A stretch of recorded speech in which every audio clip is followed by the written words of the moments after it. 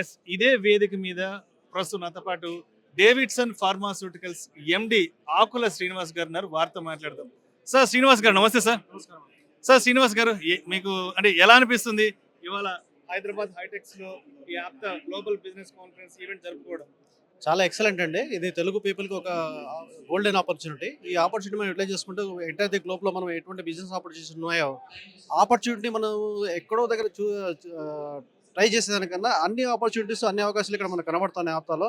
APTA is excellent opportunity for Telugu people and APTA creating wonders అండి. So దీంట్లో మనం business అసోసియేషన్లో బిజినెస్ పార్ట్నర్షిప్స్ కానీ ఆపర్చునిటీస్ కానీ ఏమున్నాయో ఒకసారి మనము చెక్ చేసుకుంటే global to local, local to global, so ఈ కాన్సెప్ట్లో పోతుంది. ఎక్సలెంట్ అండి. Hats off to APTA. ఇప్పుడు యంగ్ ఎంటర్‌ప్రెన్యూర్స్ కోసం ఇక్కడ పెద్దపీట వేశారు కాబట్టి ఈ స్టార్టప్స్ లో ఉండే వాళ్ళు యంగ్ ఎంటర్‌ప్రెన్యూర్స్ అనేవాళ్ళు ఈ ఆప్తా వేదికను సరైన విధంగా ఏ విధంగా ఇక్కడ ఉన్న అవకాశాలను ఒడిసి పట్టుకోవాలి అంటారు? అవకాశాలు బోల్డ్ అండి. ఫార్మా ఇది ఎక్సలెంట్ అండి.